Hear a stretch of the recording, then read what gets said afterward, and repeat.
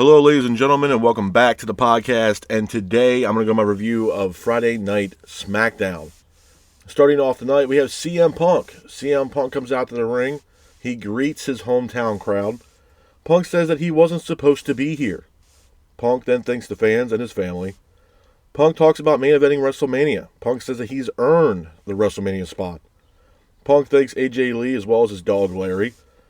Punk then promises to beat Rollins and Reigns at WrestleMania. After that, Punk is interrupted by none other than Paul Heyman. Heyman is here. Heyman grabs a microphone and says Punk belongs here. The crowd erupts. Heyman then talks about War Games. Heyman then asks for another favor from CM Punk. Heyman wants to know what is CM Punk's favor. Punk says that he will tell the favor to everybody, especially Roman Reigns, when Roman Reigns gets to the arena. Some interesting stuff there between CM Punk and Paul Heyman. Moving on from that, we go into our first official match of the night. It is Nathan Frazier taking on Rey Fenix. This is Rey Fenix's WWE debut.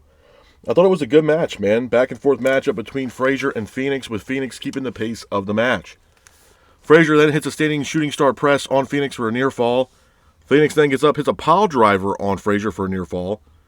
Frazier then gets up, hits an enziguri on Rey Fenix, but Fenix gets up, hits a devastating muscle buster on Frazier, pins for the 3, and your winner of the match is Rey Fenix. Hats off to Rey Fenix for getting the win in this matchup. Moving on from that, we go into our next match of the night. It's LA Knight taking on Tama Tonga. Thought it was a good match. Back and forth matchup between Knight and Tonga, with Knight keeping the pace of the match. Knight then hits a power slam on Tonga in the middle of the ring.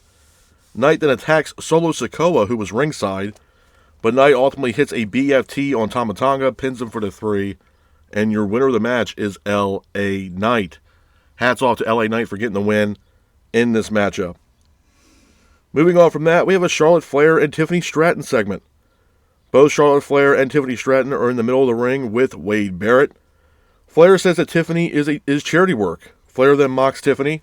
Tiffany then goes ahead and mocks Charlotte Flair. After that, Tiffany says that Charlotte will always be Ric Flair's second. Fans then boo Charlotte. Tiffany then says after WrestleMania, Charlotte will be alone. Charlotte then hits pretty much a gut punch on Tiffany Stratton by saying that Kaiser's in her DMs. Now, if you guys don't know, Ludwig Kaiser and Tiffany Stratton are together. So some interesting stuff there between Tiffany Stratton and Charlotte Flair. Moving on from that, we go into our next match of the night. It's a tag team matchup for the number 1 contendership for the tag team titles. It is DIY taking on the Motor City Machine Guns. I thought it was a good match. Back and forth matchup between DIY and the Motor City Machine Guns, with the Motor City Machine Guns keeping the pace of the match. Saban ends up sending Tommaso Ciampa into the exposed ring post, then hits a roll-up on Tommaso Ciampa, pins for the 3, and your winner of the match is, or winners of the match, I should say, is the Motor City Machine Guns, where they will go on to challenge the Street Profits at WrestleMania, I believe, for the tag team titles. Moving on from that, we go into our next match of the night. It's Naomi taking on B-Fab. B-Fab comes out to the ring. Naomi's music hits. She makes her way out to the ring, but she's quickly attacked by Jade Cargill. But Naomi makes her way out to the ring. The match itself was an okay matchup, with B-Fab keeping the pace of the match. But Naomi ends up hitting the finish, pins for the 3, and your winner of the match is Naomi. After the match, Naomi then calls out Jade, but Jade then goes out to the ring, attacks Naomi. Nick Aldis then announced that it will be Naomi versus Jade at this year's WrestleMania. Definitely looking forward to that matchup between Naomi and Jade Cargill. Moving on from that, we have Kevin Owens. Kevin Owens comes out to the ring. He is greeted by Nick Aldis. Owens grabs a microphone. He talks about wrestling for 25 years. He also talks about what wrestling has done for his family. Owens says that he will require neck surgery, which pretty much means that the matchup between Owens and Orton is off for WrestleMania. After that, Orton comes out to the ring. Aldis tells Orton that he does not have a match at this year's WrestleMania. After that, Orton quickly turns around, hits an RKO quickly on Nick Aldis, leaving Nick Aldis in the middle of the ring. Some interesting stuff there from Randy Orton, and hopefully we figure out what's going to happen with Randy Orton next. Moving on from that, we go into our next match of the night. It is Jacob Fatu taking on Braun Strowman in a last man standing match, where the winner will be the new number 1 contender for LA Knight's U.S. title. I thought this was a great match, man. Back and forth matchup between Fatu and Strowman, with Fatu keeping the pace of the match. Fatu quickly hits 2 moonsaults off the top rope on Strowman. Strowman then gets up, hits Fatu with a chair shot. Strowman then runs, hits Fatu, sending both of them through the barricade. Strowman then hits a suplex on Fatu through some tables on the outside. Both guys get up before the 10 count, but Fatu sends Strowman through a table that was pretty much pinned up against the corner. Fatu somehow gets up before the 10 count. Strowman does not. And your winner of the match and new number 1 contender for LA Knight's U.S. title is Jacob Fatu. Hats off to Jacob Fatu for getting the win in this matchup. And closing out the night, we have Roman Reigns. Roman Reigns comes out to the ring with Paul Heyman. Roman says that he wouldn't be back, CM Punk wouldn't be back in WWE without him. Roman says that without him, Punk doesn't get his WrestleMania main event. Roman then calls out Punk, but Rollins comes out instead. Rollins grabs a microphone and he mocks Roman. Rollins says that Roman could have stopped Punk at War Games. After that, CM Punk is here, grabs a microphone. He talks about legacy. Punk then praises Paul Heyman. Punk says the favor is Heyman will be in his corner for this year's WrestleMania. Roman then laughs at CM Punk. Roman says that Heyman needs him.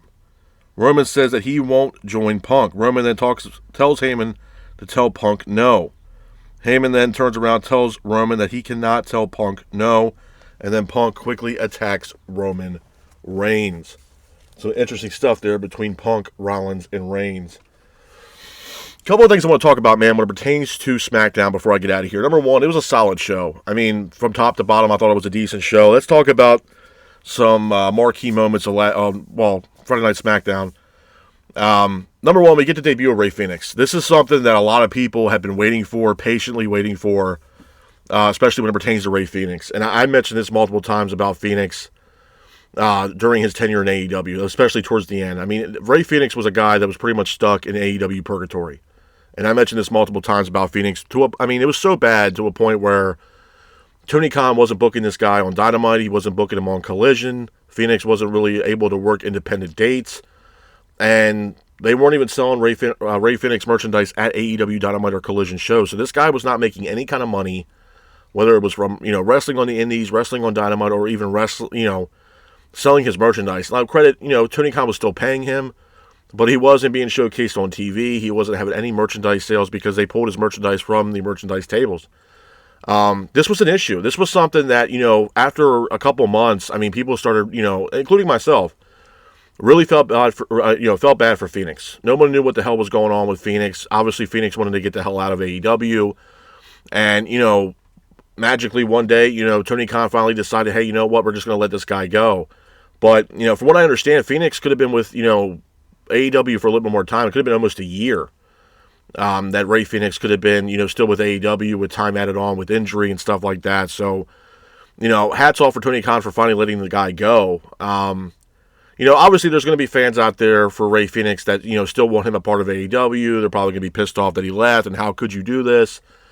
But I look at it like this, man. At the end of the day, this is a business. And, for me personally as a fan, I want what's best for the superstars, whether it's men or women. And this is why I've been telling you guys that, WWE and AEW, it's best for business, especially for AEW to be around, because it gives opportunities for these talents that are either let go from AEW or let go from WWE to have the option of, to wrestle on national television on each other's brand. And yeah, I mean, AEW as of late have lost some decent amount of talent. I mean, you're talking Cody Rhodes, Jade Cargill, Ricky Starks, Miro, Malachi Black, Penta, as well as Rey Fenix. So, I mean, they've lost some significant talent. Absolutely. And a lot of those talents, ironically, are going over to WWE. I mean, you look at Miro, he signed with WWE. He's on his way back. Aleister Black, his debut, or return, I should say, is pretty much imminent at this point. Probably, I would assume, either this coming SmackDown, or next week SmackDown, or Raw, or most likely SmackDown. He's not going to Raw. SmackDown next week, or he'll probably end up debuting after WrestleMania. So, I mean, his return is imminent to Friday Night SmackDown, and it's a big return for him. And, obviously WWE's lost some talent too, some free agents out there for WWE, but, it's good for business to have both of these companies. But for Rey, there was nothing left more for those guys to do. And I'm looking at it from a standpoint from both Penta and Phoenix. I mean, I mentioned this so many times about the tag team division in AEW that it's just abysmal, man. There's no tag team division for them in AEW. It's not the tag team division. What it is now wasn't what it was when it first started. I mean, the tag team division they once had was incredible, but it's just not there. So many guys have left AEW. Santana's another guy that left, and now he's making a big name for himself on the Indies and in TNA. So I mean, it's just one of those things where it was bound to happen at some point. So if WWE can capitalize on the talent of Rey Fenix and it works out for both parties involved, I mean, I'm all for it. I really am. I think. Was I shocked that he didn't, join his brother over in Raw? Yeah, a little bit. I thought they were going to reunite the Lucha Bros, and it's still going to happen one day. But I think Rey Fenix is a great addition to SmackDown. SmackDown, especially with them being 3 hours, they need the talent. They're going to continue to be 3 hours, which hopefully they are not. I thought, they were going to go back to 2 hours, but they need the talent. Aleister Black, he's on his way back to WWE on SmackDown, so again, another great addition to SmackDown. But I was happy for his debut, man. He had a great match with Nathan Frazier. And again, hats off to Nathan Frazier, man. That tag team that he has, he's the current NXT Tag Team Champion with Axiom. Frazier was great in the ring. Absolutely great. I mean, he had that little, mishap with the tope. But, I mean, he's really good in the ring. He's still relatively young in the game. He still has a lot of time in professional wrestling, in my honest opinion. And it made for a great match. So I was happy for Phoenix. I was happy that he got his debut.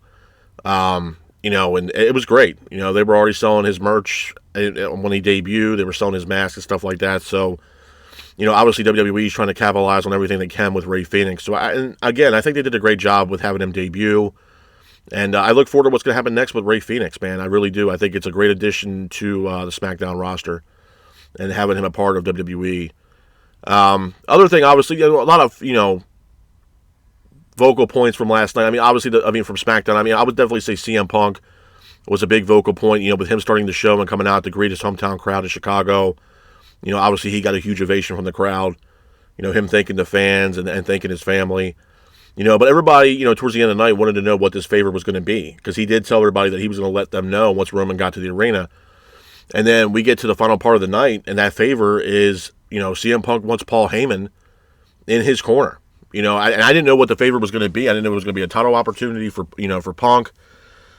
Who knows? But it makes the match more interesting as far as a triple threat matchup between Rollins, Roman, and Punk at WrestleMania. To see him walk out, Paul Heyman to walk out with CM Punk, it's going to be great. Paul Heyman is CM Punk is a Paul Heyman guy. So I mean, to see them, kind of reunite for WrestleMania, it just only intensifies the match, in my honest opinion, even more. So I'm definitely looking forward to that matchup at WrestleMania. But I think the other vocal point as well, and not in the positive way, was the Charlotte Flair and Tiffany Stratton segment. A lot of people, man, that I've talked to were not happy with the segment, and I rewatched that segment twice because I couldn't believe it. I'll say this. As far as, the matchup between Stratton and Flair, is it one of the matches on WrestleMania that I'm super excited about? No, I'm not. And it's not trying to take anything away from Tiffany Stratton or Charlotte Flair, but there's really not a lot of story built up around this matchup, in my honest opinion. Seeing both the ladies in the ring on SmackDown and they're, back and forth and cutting a promo, it was bad. And I'm not saying bad necessarily from Tiffany Stratton. It was bad from Charlotte Flair. Tiffany Stratton dog walked her ass in that promo.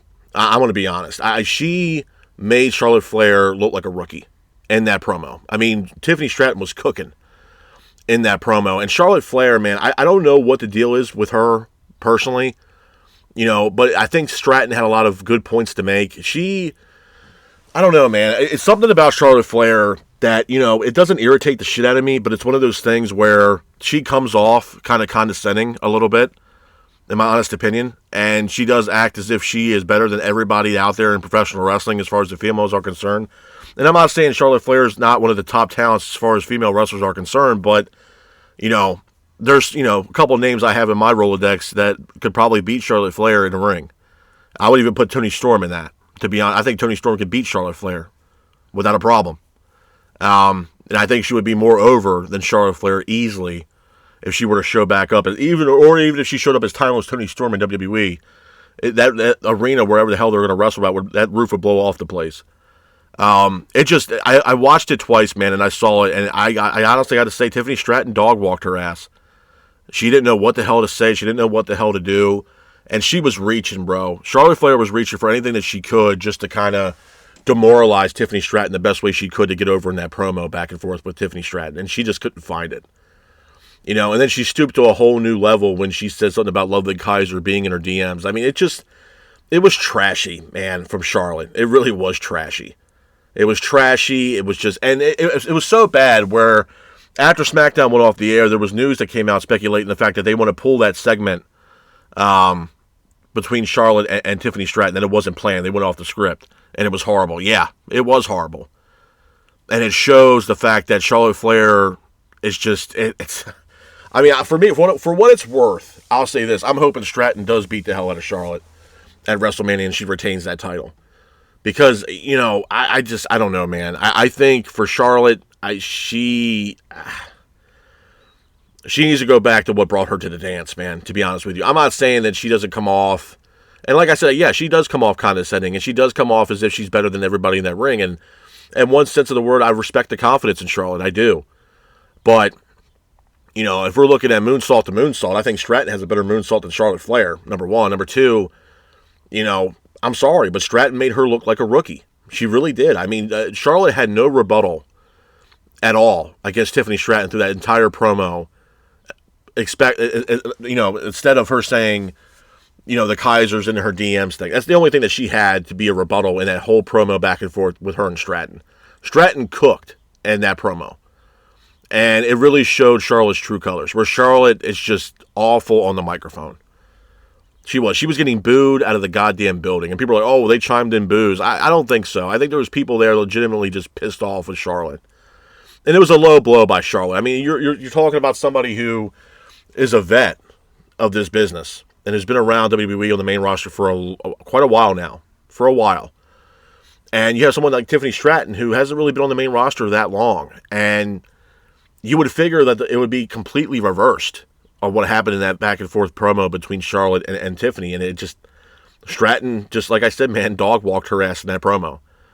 And, you know, it was, I don't know. It was just trashy, man. I wasn't a big fan of it. And I feel like, you know, Flair was trying to do everything she could to find something to get over with the fans. And she just couldn't find it. She was, I mean, stun locked, bro. She had no idea what the hell to do. She had no idea what to say. It was trashy. And for what it's worth, I'm rooting for Stratton to win this matchup. You know what I mean? And then you had Kaiser. Kaiser had posted something on Twitter. It was like a clip on Twitter of I think there was like a segment back in the day that happened with Shawn Michaels, and it was like, don't flatter yourself. And I just thought it was hilarious. And it was one of those things where it's like, man, Charlotte had to stoop that low just to try to get over in the back and forth promo with her and Tiffany Stratton, which even when she said that, still didn't work. You know what I mean? And it's like, come on, bro. It was one of those things that it was just trashy. It really was trashy. And I just wasn't a big fan of it. But Jacob Fatu and Strowman, that to me was the match of the night. The last man standing match for the new number one contendership for the U.S. title, and the person will challenge LA Knight for the U.S. title at WrestleMania. I was happy with the outcome. I have a lot of praise for Jacob Fatu. I still believe Jacob Fatu is one of the best signings that WWE's had for quite some time.